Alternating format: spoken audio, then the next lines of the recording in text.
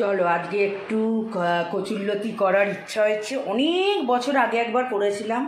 তো কালকে আমরা যখন উত্তরপাড়ায় যাচ্ছিলাম কচুরলতিগুলো দেখে অনিমেষকে বললাম চিংড়ি মাছও ঘরে আছে, একটু কিনবে। বলছে তুমি রান্না করতে পারবে? আমি অল্প একটু। অনিমেষ তো খাবেই, মোটে খাবে না।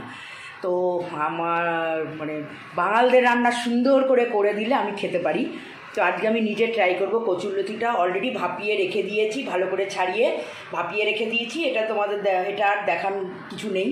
চিংড়ি মাছ আছে, আর এখানে কাশ্মীরি মির্চ, এমনি লাল লঙ্কার গুঁড়ো আর ধনে গুঁড়ো সব হলুদ মিক্সড করে রেখেছি। এখানে একটু জিরে, আদা, রসুন বাটা আছে, পেঁয়াজ কুচি আছে, টমেটো কুচি আছে। তো আপাতত আমি এই কালো জিরে ফোড়নটা দিয়ে দেবো। তেল গরম হয়ে যাচ্ছে, এবার পেঁয়াজগুলো ছেড়ে দেবো।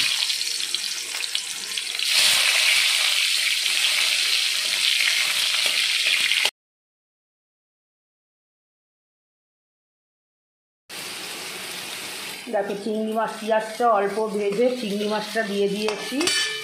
এদিকে খুশিদের মাছটা আজকে দেরি হলো, ভাজছি। আর ভাত বসিয়ে দিয়েছি অলরেডি। আর আজকে অনেক কিছু রান্না হয়ে গেছে, শুক্তো করে ফেলেছি,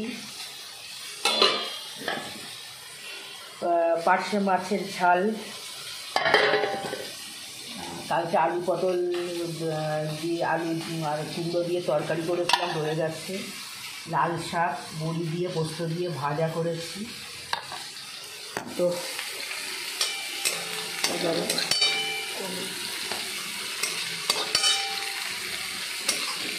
এবারে এর মধ্যে আমি দিয়ে দেবো একটু আদা রসুন বাটা। এর মধ্যে একটু জিরেও আমার যেহেতু গোড়ানো নেই, আমি এর সাথে একটু জিরেও বেটে নিয়েছিলাম।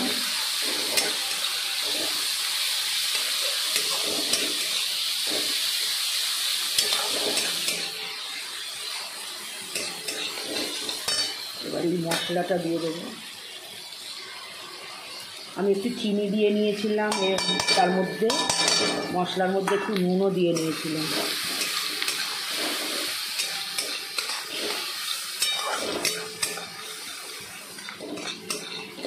টমেটোটাও দিয়ে দিই, সব কষিয়ে নিয়ে আসছি।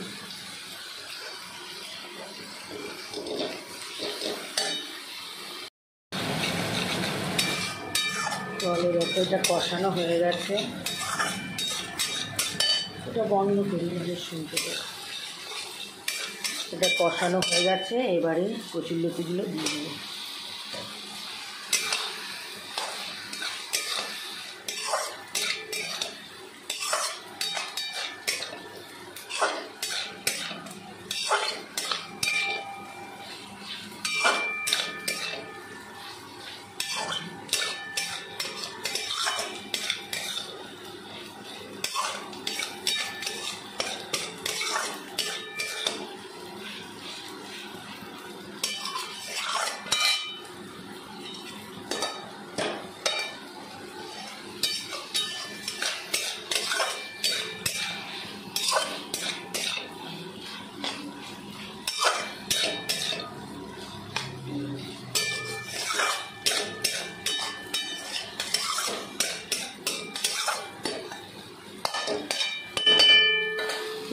চাপা দিয়ে রেখে দেবো।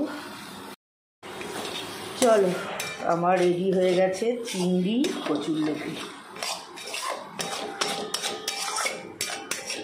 Ready to serve.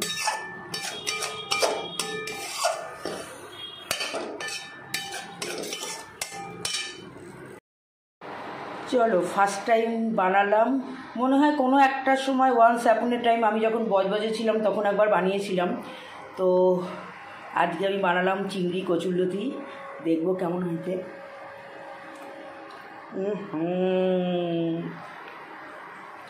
ব্যাপক, হাতটা নিয়ে এত কথা বলছি।